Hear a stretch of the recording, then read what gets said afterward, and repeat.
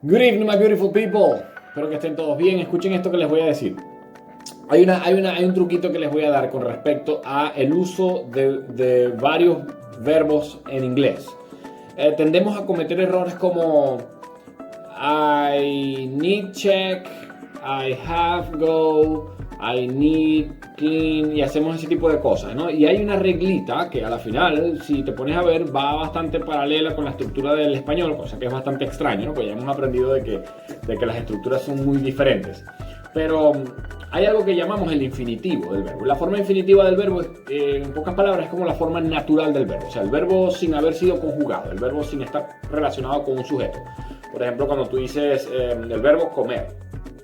¿Quién está ejecutando ese verbo? Nadie. Es el verbo comer. Cuando tú lo pones en acción y aparece un personaje, tú dices yo como, ¿cierto? Yo como, ella come, ¿ve? Entonces el verbo comienza a ser ajustado, ¿no?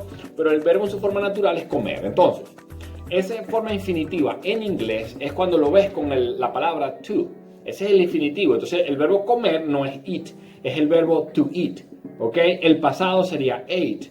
Ya ahí no sería to ate. ¿Por qué? Porque para que esté en pasado tiene que estar conjugado. Y si está conjugado, no está en infinitivo. Bla, bla, bla, bla, bla. La cosa es que la estructura en inglés y en español, en este caso, comparten la misma regla.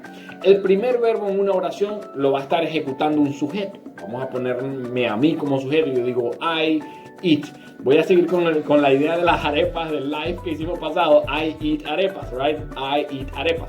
Entonces, en ese caso no está el to porque el verbo está siendo conjugado, está siendo usado por mí, está en acción. Entonces, I eat. Ahora, cuando yo incluyo o involucro un segundo verbo, generalmente, no digo todo el tiempo, pero la gran mayoría de las veces, ese segundo verbo debe estar en forma infinitiva. En español también sucede. Tú tienes el verbo comer, pero cuando tú dices yo como. Pero cuando mueves, o sea, cuando tienes un segundo verbo, vamos a incluir el verbo querer para expresar algo así como yo quiero comer arepa. Entonces, ahora en este caso ya no es yo como, sino que se metió el verbo querer y el verbo comer pasó a un segundo plano, pasó a un segundo lugar. Entonces, ahora no es yo como, sino yo quiero comer. Entonces, ahora el verbo volvió a su forma infinitiva. En inglés también te va a pasar eso. En inglés el verbo querer es want.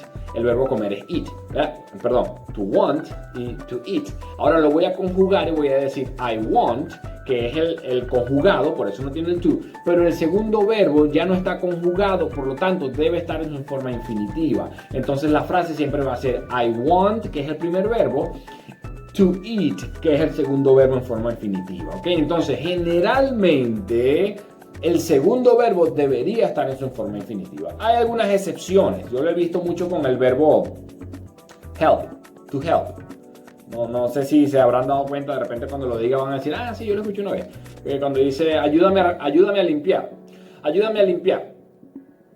Entonces tú dices, help me clean.